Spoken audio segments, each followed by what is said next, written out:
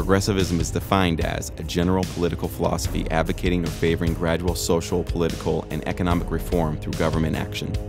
In simpler terms, the government is a necessary and potentially efficient institution that just needs more accountable and competent representatives in order to make it work for the people. Hopeful idea, but 100% wrong. Let's define some terms. What is government? Government is the monopoly on the use of violence in a given geographical location. Even Obama has admitted this. What essentially sets a nation state apart, which is the monopoly on violence, which is the monopoly on violence. So is using violence to solve complex social problems necessary? Perhaps a parallel example can easily help answer this question. Was slavery, i.e. the use of force, necessary to farm plantations? Of course not. How about the issue of efficiency? Does using violence provide for efficient service?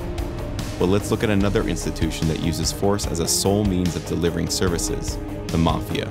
The mafia operates by threatening local businesses with property damage or personal injury in order to protect them. Sound familiar?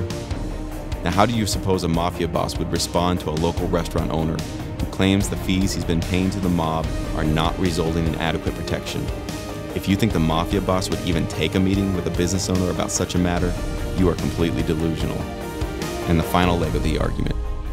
If we only had more reliable and morally upstanding citizens to step up and take leadership, then the government would be accountable to the people.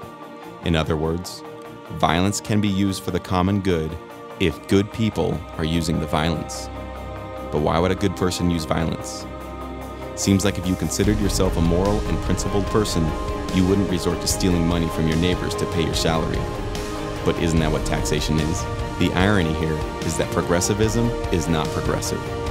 Using violence to get what you want is an outdated and ridiculous idea.